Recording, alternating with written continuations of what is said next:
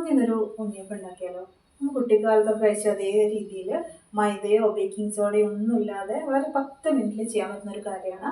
അപ്പോൾ അതിന് വേണ്ടി ഞാനിവിടെ അരി പൊടിച്ചെടുത്തിട്ടുള്ളതാണ് ഉള്ളത്. രാത്രി ഒരു 2 ഗ്ലാസ് അളവിൽ ഉണക്കലരിയും പച്ചരിയും കൂടെ ചേർത്ത് വെള്ളത്തിലിട്ട് രാവിലെ പൊടിച്ചെടുത്തിട്ടുള്ളതാണ്. അപ്പോൾ ഇതൊരു പുട്ടിൻ്റെ പാകത്തിൽ പൊടിച്ചെടുക്കണേ. വറുത്തിട്ടില്ല, വറുക്കാത്ത പൊടിയാണ്. അപ്പോൾ നിങ്ങൾക്ക് വേണമെന്നുണ്ടെങ്കിൽ ഇപ്പോൾ പാക്കറ്റിൽ വാങ്ങിച്ചിട്ടുള്ള പൊടിയാണെങ്കിൽ പുട്ടുപൊടിയും അതുപോലെ തന്നെ നോർമൽ അരിപ്പൊടിയും രണ്ടും കൂടെ കുറച്ച് മിക്സ് ചെയ്ത്, അതായത് ഒരു 2 കപ്പ് അളവിൽ നോർമൽ അരിപ്പൊടിയാണെങ്കിൽ അതിലേക്ക് ഒരു 1/2 കപ്പ് അളവിൽ പുട്ടുപൊടി ചേർത്ത് കൊടുക്കുക. അപ്പോൾ ഏകദേശം ബാലൻസ് ആയി കിട്ടും. ഇതുപോലെ പൊടിച്ചെടുക്കുന്നതാണ് കുറച്ചുകൂടെ നല്ലത്. അപ്പോൾ അതങ്ങോട്ട് മാറ്റി വയ്ക്കാം. ഇനി അതിലേക്ക് അരിയുടെ അളവ് കപ്പ് ബേസിൽ പറയുകയാണെങ്കിൽ ഒരു 5 കപ്പ് അളവ് അരിയുണ്ട് കേട്ടോ. അരിപ്പൊടി പൊടിച്ചതിന് ശേഷം 5 കപ്പ് അളവിലുള്ള പൊടിയാണ് എടുത്തിരിക്കുന്നത്. ഇനി അതിലേക്കൊരു 400 ഗ്രാം അളവിൽ ശർക്കര എടുത്തിട്ടുണ്ട്. അപ്പോൾ നമുക്ക് ആദ്യം ഈ ശർക്കര ഒന്ന് ഉരുക്കി വയ്ക്കാം. അപ്പോൾ അതിന് വേണ്ടിയിട്ട് ഞാനൊരു പാൻ എടുത്തിട്ടുണ്ട്. സോസ് പാനാണ്. അതിലേക്ക് ശർക്കര ഇട്ട് കൊടുക്കാം.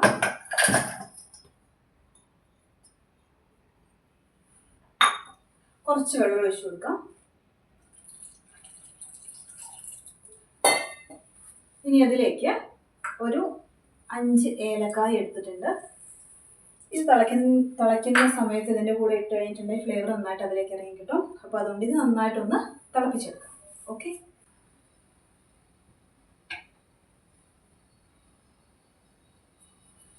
അപ്പോൾ ശർക്കര അവിടെ ഇരുന്ന് ഉരുകി സെറ്റായി വരട്ടെ. അപ്പോൾ നമുക്ക് ആ സമയം കൊണ്ട് തേങ്ങ ഒന്ന് സെറ്റാക്കി എടുക്കണം. ഞാനിതാ ഈ ഒരു തേങ്ങയുടെ ഈ ഒരു പകുതി ഭാഗമാണ് എടുത്തിരിക്കുന്നത്. തേങ്ങ നിങ്ങൾക്ക് വേണമെങ്കിൽ പീസസ് ആക്കിയിട്ട് അരിഞ്ഞിട്ട് ജസ്റ്റ് എണ്ണയിൽ വറുത്ത് കോരി ചേർക്കാം. പക്ഷെ ഞാനിവിടെ തേങ്ങ നന്നായിട്ട് ചിരകി എടുത്തിട്ടുള്ളതാണ്. ഇനി ഇത് നമുക്ക് നന്നായിട്ടൊന്ന് വറുത്തെടുക്കണം. പാനിലേക്ക് കുറച്ച് വെളിച്ചെണ്ണയോ അല്ലെങ്കിൽ ഓയിലോ ഒഴിച്ചു കൊടുക്കാം. ഇനി നമുക്കിതിലേക്ക് ചിരകി വെച്ചിട്ടുള്ള തേങ്ങ ചേർത്ത് കൊടുക്കാം.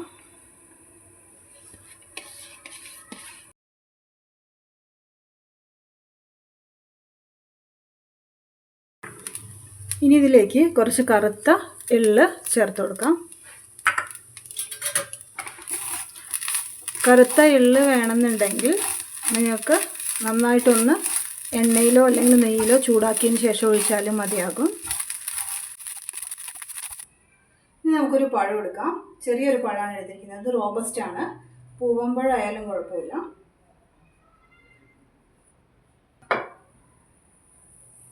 ഇനി ഇത് നന്നായിട്ടൊന്ന് ഉടച്ചെടുക്കണം. ഇനി ഒരു ഫോർക്ക് വെച്ച് നന്നായിട്ടൊന്ന് ഉടച്ചെടുക്കാം. ഇതിലേക്ക് ചേർത്ത് കൊടുക്കാം. ഞാനൊരു വലിയ ബൗൾ എടുത്തിട്ടുണ്ട്. അതിലേക്ക് ഇട്ട് കൊടുക്കാം.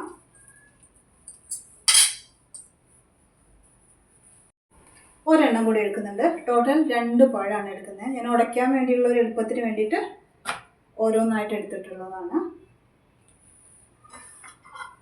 ഇതും ഇതുപോലെ തന്നെ നന്നായിട്ട് ഉടച്ചെടുക്കാം. അപ്പം അങ്ങനെ ഇതാ 2 പഴം എടുത്തിട്ടുണ്ട്. ഇതിലേക്ക് ചേർത്ത് കൊടുക്കാം. ഇനി ഇതിലേക്ക് ഉരുക്കി വെച്ചിട്ടുള്ള ശർക്കര നല്ല ചൂടോട് കൂടി, അതായത് ആ ചൂട് അടുപ്പിൽ നിന്ന് അങ്ങനെ എടുത്തിട്ട് ഇതിലേക്ക് ഒഴിക്കാം.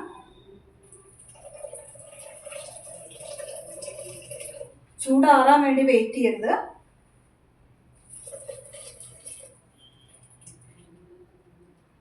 ഈ ശർക്കര പാനിയിൽ കിടന്ന് നമ്മുടെ പഴം നന്നായിട്ട് കുക്കായി കിട്ടണം.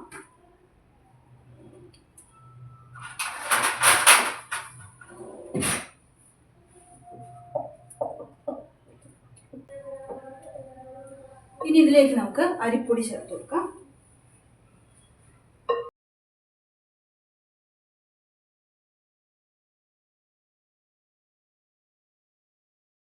ഇനി ഇതിലേക്ക് വറുത്തെടുത്ത് വെച്ചിരിക്കുന്ന തേങ്ങയും എള്ളും കൂടെ ചേർന്നിട്ടുള്ള മിക്സ് ചേർത്ത് കൊടുക്കാം.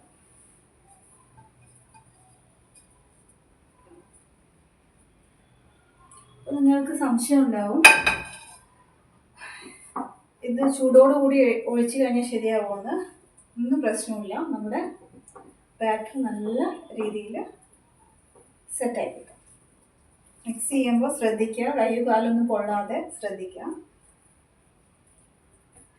അപ്പം ഞാനിതിൽ എടുത്തിരിക്കുന്ന അളവ് ഏകദേശം 1 കപ്പോളം വെള്ളമാണ് ഞാൻ ഒഴിച്ചിട്ടുള്ളത്. അതും ശർക്കര കുറുകിയ വെള്ളം എല്ലാം കൂടെ കറക്റ്റാണ്. ഇനിയിപ്പോൾ നിങ്ങൾക്ക് അത് സെറ്റ് ചെയ്യുന്ന സമയത്ത് വെള്ളം പോരാന്ന് തോന്നുകയാണെന്നുണ്ടെങ്കിൽ കുഴപ്പമില്ല, കുറച്ച് നോർമൽ വാട്ടർ ചേർത്ത് കൊടുത്താൽ മതിയാവും.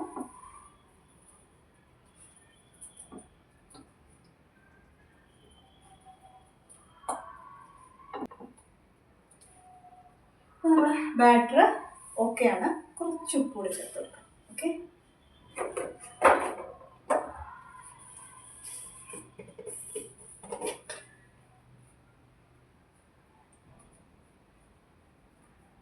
ഉപ്പ് ചേർക്കുമ്പോൾ കൂടി പോകാൻ ശ്രദ്ധിക്കും.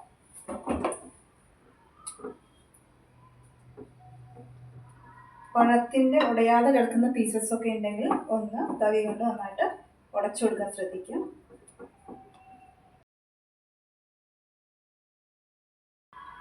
അപ്പം നമ്മുടെ ബാറ്റർ റെഡിയാണ്. അപ്പം നമുക്ക് ഉണ്ടാക്കിയാലോ? ഫാസ്റ്റ് അല്ലേ, പെട്ടെന്ന് അരി പൊടിച്ച് വെച്ച് കഴിഞ്ഞിട്ടുണ്ടെങ്കിൽ പെട്ടെന്ന് ചെയ്യാൻ പറ്റുന്ന ഒരു റെസിപ്പിയാണ്. എല്ലാവരും ചെയ്ത് നോക്കണേ. അപ്പോൾ ഇനി നമുക്ക് എന്ത് ചെയ്യണം? ചട്ടി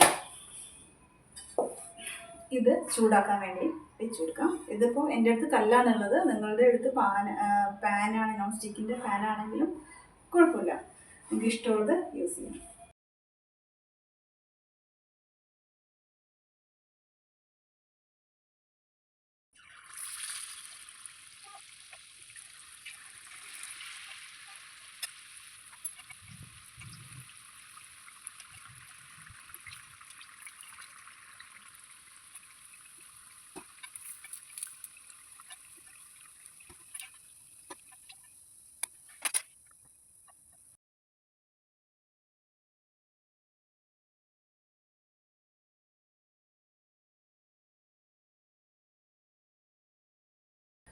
ഞാൻ ഇതാ അടുത്ത് വന്നിട്ട് നിന്ന് പൊട്ടിച്ച് കാണിച്ചു തരാം കേട്ടോ. ഇതാണ് നമ്മളെ ഉണ്ണിയപ്പം.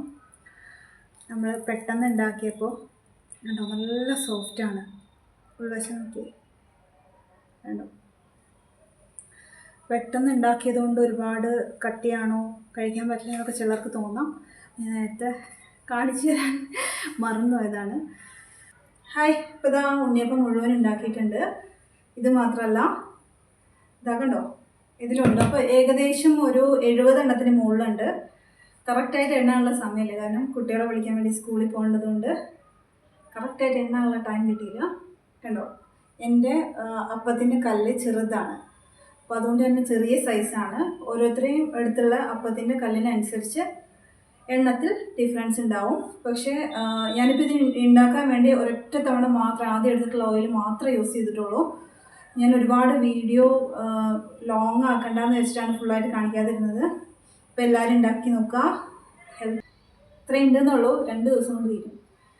ഓക്കെ, അപ്പോൾ എല്ലാവർക്കും വീഡിയോ ഇഷ്ടമായെന്ന് വിചാരിക്കുന്നു. അഭിപ്രായങ്ങൾ കമൻറ്റ് ചെയ്യാൻ മറക്കരുത്. ചാനലൊന്ന് സബ്സ്ക്രൈബ് ചെയ്യണേ. നിങ്ങളുടെ സപ്പോർട്ട് ഉണ്ടെങ്കിൽ മാത്രമേ മുമ്പോട്ട് പോകാനായിട്ട് പറ്റുള്ളൂ. അപ്പോൾ ഇനി ഒരു അടിപൊളി വീഡിയോ ആയിട്ട് കാണാം. ഫേസ്ബുക്കിലാണ് വീഡിയോ കാണുന്നതെങ്കിൽ പേജ് ഒന്ന് ലൈക്ക് ചെയ്യണേ. അപ്പോൾ ഒരു അടിപൊളി വീഡിയോ ആയിട്ട് കാണാം. ബൈ.